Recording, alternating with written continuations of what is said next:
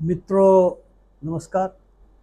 संविधान को जाने समझे श्रृंखला के इस एपिसोड में आप सभी का स्वागत है। मैं हूं व्यास जी।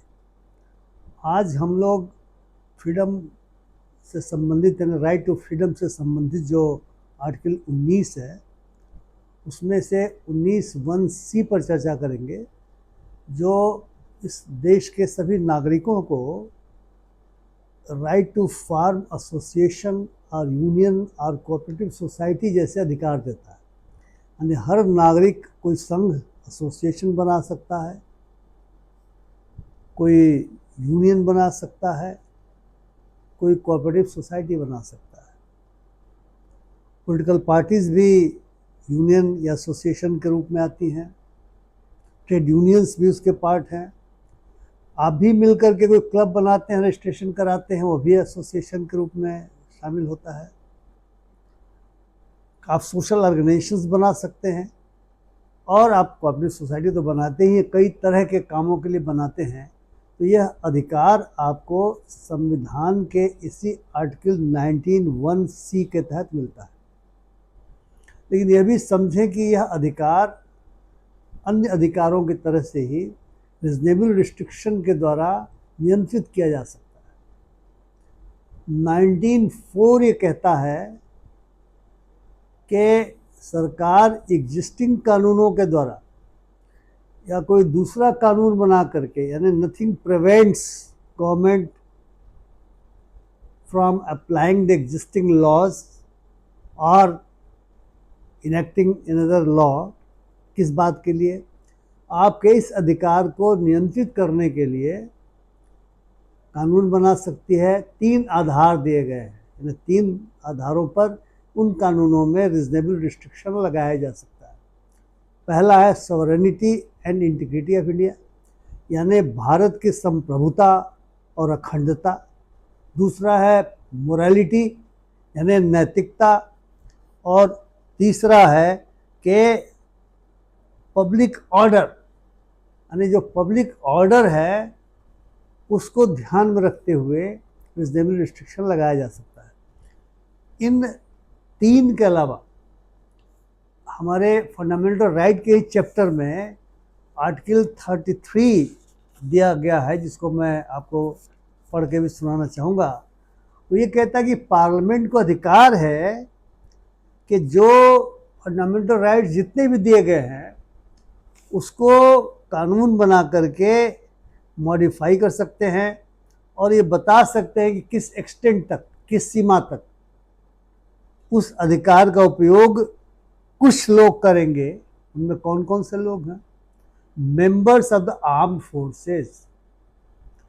दूसरा है members of the forces charged with the maintenance of public order, या persons employed in any bureau or other organization established by the state for the purpose of intelligence or counterintelligence, or persons employed in or in connection with the telecommunication systems set up for the purpose of any force, bureau or organization referred to in clauses A to C। यानी जो arm forces के जो members हैं, army है, navy है, air force है, या जो मेंटेनेंस ऑफ पब्लिक ऑर्डर आप जानते हैं, पुलिस ऑर्गेनाइजेशन है, सेंट्रल पुलिस फोर्सेस भी हैं और स्टेट पुलिस फोर्सेस भी हैं। और जो लोग, बहुत सारे ब्यूरोज हैं जो इंटेलिजेंस है, आईबी है, रॉ है, स्टेट में स्पेशल ब्रांचेज हैं, बट तो खैर पुलिस का ही पार्ट होता है, तो या मिलिट्री इंटेलिजेंस भी है। तो जो इंटेलिजेंस या काउंटर इंटेलिजेंस गैदर करने वाले ब्यूरोज हैं या ऑर्गेनाइजेशंस हैं, उनके जो सदस्य हैं, उनके ऊपर रिस्ट्रिक्शन लगाया जा सकता है कि आप एसोसिएशन नहीं बना सकते।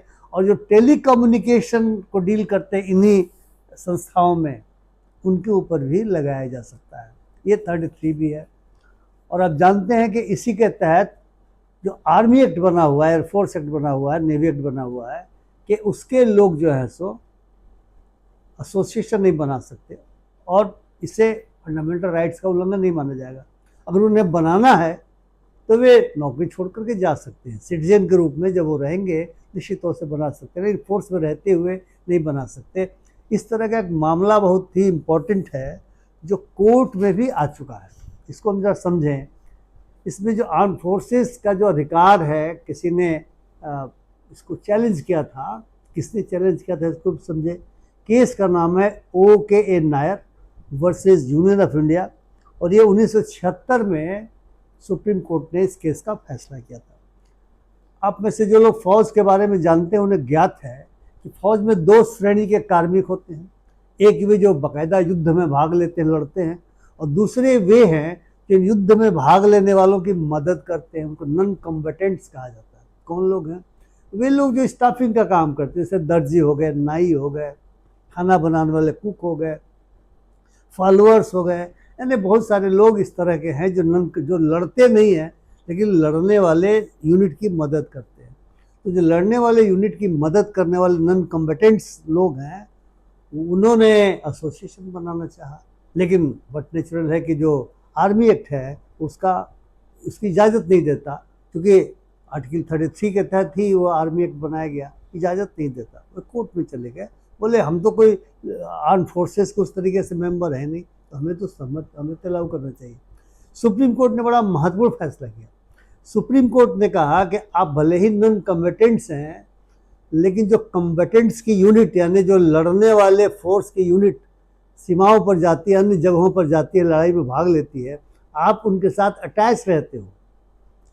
इसलिए अगर तुम एसोसिएशन बनाओगे तो निश्चित तौर से इन लड़ने वाले लोगों के काम में बाधा पड़ सकती है, और ये देश के निश्चित तौर से एकता अखंडता पर भी इसका बुरा प्रभाव पड़ सकता है। इसलिए आपको ये अधिकार आर्मी एक्ट ने जो नहीं दिया है, बिल्कुल सही दिया है। यह संवैधानिक मामला है। अब आप देखिए, पुलिस में कई जगहों पे एसोसिएशंस है, हालांकि अलाउ किया गया, हालांकि कानून बना करके मना किया जा सकता है। हुआ क्या कि इस तरह का एक मामला आया था, केस आया था, दिल्ली पुलिस नॉन गजेटेड कर्मचारी संघ वर्सेस यूनियन ऑफ इंडिया का, जो 1987 में इसका फैसला सुप्रीम कोर्ट ने किया। क्या था ये केस? इसका केस ये था कि जो उसके नॉन गजेटेड लोग थे, उन नॉन गजेटेड जो ऑफिसर्स ने जो यूनियन बना रखी थी, उसको दिल्ली गवर्नमेंट ने मान्यता दी थी, यानी यूनियन गवर्नमेंट ने मान्यता दी थी। दिल्ली गवर्नमेंट के पास तो पुलिस पावर है नहीं, लेफ्टिनेंट गवर्नर के पास पावर है, तो यूनियन गवर्नमेंट ने उसको मान्यता दे रखी थी। किसी वजह से मान्यता को भी ड्रॉ कर दिया।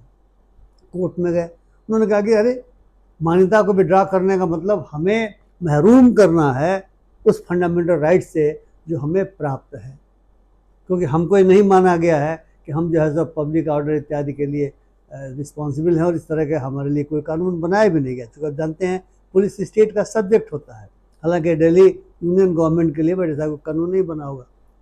कोर्ट ने बहुत साफ शब्दों में कहा कि एसोसिएशन बनाना निश्चित तौर से आपका मौलिक अधिकार है, लेकिन मान्यता लेना यह मौलिक अधिकार नहीं है। इसलिए अगर मान्यता आपको विड्रॉ कर लिया गया तो ये कोई अनुचित काम नहीं है, यह ऐसा किया जा सकता है। तो ये 2 केसेस मैंने सोचा कि आपको इसलिए बताऊं कि फौज के बारे में हम सभी जानते हैं कि उस फौज में नॉन कॉम्बेटेंट्स भी होते हैं, और हम देख रहे हैं कि बिहार में ही नॉन गजेटेड जो कर्मचारी संघ है, या जिस नाम से वो अपने को कहते होंगे, वो बाकायदा उनका चुनाव होता है, उनका ऑफिस बेयर्स होते हैं, किंतु मान्यता देने के लिए उनको बाध्य नहीं। मान्यता का क्या फ़ायदा होता है? ट्रेड यूनियन एक्ट के तहत जो मान्यता प्राप्त यूनियन होती है वो निगोसिएशन कर सकती है। मतलब 2 तरह की मांगें होती है। अगर आप इंडस्ट्रियल डिस्प्यूट्स एक्ट के बारे में जानकारी होगी तो कुछ विशिष्ट प्रकृति की मांगें होती हैं, इंडिविजुअल से रिलेटेड मांगें होती हैं, जिसको कोई भी यूनियन उठा सकती है। अगर किसी की बर्खास्तगी गलत तरीके से कर दी गई, या किसी की तनख्वाह रोक दी गई, या तनख्वाह में कटौती कर दी गई, तो विशिष्ट प्रकृति की मांगें कही जाती, कर सकते हैं। लेकिन जो जनरल कैटेगरी की मांगें हैं कि हमारे फोर्स को ये सुविधा मिलनी चाहिए, ये फ़ायदा मिलना चाहिए, यह नुकसान नहीं हो आदि इत्यादि, उसको सामान्य प्रकृति कहते हैं, तो केवल मान्यता प्राप्त यूनियन ही निगोशिएट कर सकती है। तो इसी के लिए वो दिल्ली वाले गए थे, करे बताइए, हम तो पूरे अपने नॉन गजेटेड जो हमारे पुलिस फोर्स में जो एम्प्लॉइज़ हैं, उनके विशिष्ट मांगों के अलावा हम जनरल मांगों उठा ही नहीं सकते। फ़ायदा क्या है एसोसिएशन बनाने का? सुप्रीम कोर्ट ने कहा कि आप ऐसा नहीं कर सकते हो। एक और महत्वपूर्ण केस मैं आपके सामने रखना चाहूँगा, Haji Mohammad versus district board Malda का एक केस है जो 1958 में बहुत पहले ही तय हुआ था। उसमें था कि जो गवर्नमेंट के जो स्कूलों के जो शिक्षक हैं, उन शिक्षक ने कहा कि हम पॉलिटिकल एक्टिविटीज़ में इंगेज होना चाहते हैं। गवर्नमेंट ने कहा आपको परमिशन लेना पड़ेगा, तो उनका जो सर्विस रूल है वो परमिशन लेना पड़ेगा, और उनको परमिशन नहीं दिया गया। वो गए कोर्ट में, मामला सुप्रीम कोर्ट में पहुंचा। उन्होंने कहा हम टीचर हैं, लेकिन हैं तो भारत के नागरिक, तो हमें तो अधिकार मिलना चाहिए। कोर्ट ने कहा कि आपको अधिकार मिल सकता है, आप टीचर नहीं रहिए, उसमें क्या दिक्कत है आपको, एज ए सिटीजन आपको अधिकार है, लेकिन शिक्षक हैं और आपका नियम ये कहता है और अधिकार है नियम बनाने का, पब्लिक ऑर्डर के आधार पे, मोरालिटी के आधार पे, sovereignty and integrity of India के आधार पे अगर गवर्नमेंट को अधिकार है और इस तरह का कानून बना हुआ है तो आप नहीं भाग ले सकते। इससे भी एक बहुत महत्वपूर्ण केस आया, जो केस बहुत ही ये फैसला हुआ था 1958 में ही। इसका नाम है बालाकोटिया वर्सेस यूनियन ऑफ इंडिया। इसमें जो रेलवे के सर्विस रूल्स हैं, उस रेलवे के सर्विस रूल्स से एक उनके एम्प्लॉई थे जो ट्रेड यूनियन के मेंबर थे और कम्युनिस्ट पार्टी के भी मेंबर थे, उनकी सर्विसेज टर्मिनेट कर दी गई इसी आधार पर कि आप कम्युनिस्ट पार्टी के मेंबर बने हुए हैं। तो कोर्ट में क्या करे, मैं तो सिटीजन हूँ, और रेलवे कैसे इस आधार पर टर्मिनेट कर देगा कि मैं कम्युनिस्ट पार्टी का मेंबर हूँ या ट्रेड यूनियन का मैं मेंबर हूँ, तो अलाउड है, उनके अनुसार वो अलाउड था। कोर्ट ने कहा कि आप बिल्कुल कम्युनिस्ट पार्टी के मेंबर बने रह सकते हैं, लेकिन ज़रूरी नहीं है कि आप रेलवे के एम्प्लॉय भी हो। आप फ्री हो जाइए रेलवे से, क्योंकि रेलवे का जो सर्विस रूल है वो कहता है कि आप किसी पॉलिटिकल एक्टिविटीज़ में, किसी पॉलिटिकल पार्टी के आप मेंबर नहीं हो सकते। मित्रों, जैसे आप जानते हैं कि हम लोग भी IAS एसोसिएशन है, IPS एसोसिएशन है, फॉरेन सर्विस एसोसिएशन है, बहुत सारे इस तरह के एसोसिएशन हैं, बट हम किसी पॉलिटिकल पार्टी में सेवा में रहते हुए अलाइन नहीं हो सकते थे। अगर होंगे तो फिर हमें ऑप्शन है कि आप फिर नौकरी छोड़िए और जा करके, आप देखते हैं बहुत सारे लोग नौकरी छोड़ करके पॉलिटिकल पार्टी ज्वाइन कर लेते हैं, लेकिन हमारे रूल्स में प्रावधान है कि हम किसी पॉलिटिकल पार्टी के सदस्य नहीं हो सकते। अब ये समझा जाए कि यह जो अधिकार है आप किसी संगठन में हैं, लेकिन अगर संगठन गैर कानूनी गतिविधियों में लीन है, लगा हुआ है, कानून बने हुए, UAPA बना हुआ है, कि यदि आप टेररिस्ट एक्टिविटीज़ में लगे, कोई भी संगठन आपने बनाया हुआ हो, उसको बैन किया जा सकता है पूरी तरह से। और स्वाभाविक सी बात है कि उस बैन के लिए प्रक्रिया है कि एडवाइजरी कमेटी जजेस की बनती है, उस एडवाइजरी कमेटी में आपको अपना केस प्लीड करना पड़ेगा कि आपके ऊपर लगे आरोप गलत हैं या सही हैं। सही तो आप नहीं कहिएगा, गवर्नमेंट कहेगी सही है, और एडवाइजरी कमेटी उसके हिसाब से अपना निर्णय देगी। यदि कंफर्म किया तो तब तक बैन रहेगा जब तक कि सरकार उसको उठा नहीं ले। तो वो sovereignty and integrity of India के आधार पर है, कई बार पब्लिक ऑर्डर के आधार पर है। UAPA से बहुत ही कड़ा कानून माना जाता है। दरअसल वो क्रिमिनल लॉ अमेंडमेंट एक एक्ट है 1908 का, उसके तहत भी ये प्रावधान किया गया था। उसी को हम UAPA भी अब उसको कहने लगे हैं कि अगर आपने कोई ऐसा संगठन बनाया है या कोई आपका पहले से संगठन बना हुआ है जो गैर कानूनी गतिविधियों में संलिप्त है, जो शेड्यूल उसमें दिए हुए हैं, तो सरकार बैन कर सकती है उसी कानून के अंतर्गत। और ये मामला ये भी हुआ था, एक केस था जिसका नाम है state of Madras versus VG Rao का केस है। इसमें स्टेट गवर्नमेंट ने उसी कानून के तहत, क्रिमिनल लॉ अमेंडमेंट एक्ट के तहत, एक मद्रास एक्ट 1950 बनाया था, जिसमें था कि यदि राज्य सरकार ऐसा विचार रखती है कि कोई association it interferes with the administration of law or maintenance of law and order, or that it constituted a danger to the public peace, उसे बैन किया जा सकता है। सुप्रीम कोर्ट ने कहा भैया पब्लिक ऑर्डर का मामला है, अगर पब्लिक ऑर्डर से रिलेटेड होगा तो आप बैन कर सकते हो। इन आधारों पर जो आपने दिया हुआ है आप ये बैन नहीं कर सकते। प्लीड किया मद्रास गवर्नमेंट ऑफ मद्रास ने, इसमें भी हमने एडवाइजरी बोर्ड का प्रावधान रख छोड़ा है। कोर्ट ने कहा कि एडवाइजरी बोर्ड जुडिशियल इंक्वायरी नहीं करता, वो फैक्ट के आधार पर इंक्वायरी करता है, इसलिए जुडिशियल स्क्रूटनी तो आपके इस कानून की हो ही सकती है। और जो 1904 में जो प्रावधान है उसके beyond of maintenance of law and order, अगर कोई जुलूस निकाल दे और 144 लगा हुआ हो तो आप बोलिएगा आपको बैन कर दिया जाएगा। तो ये सब चीज़ें नहीं की जा सकती। या मान लीजिए कोई कोई पुलिस ने किसी को अरेस्ट किया और कोई संगठन के लोग चले गए कि आपने गलत अरेस्ट किया हुआ है, आप छोड़िए, तो आप संगठन को बैन कर देंगे, क्योंकि administration of law and justice इसी को कहा जाता है। तो इसलिए आप मनमाना कानून बना करके इस अधिकार को नहीं रोक सकते, उसके लिए ठोस बुनियादी आधार होना चाहिए।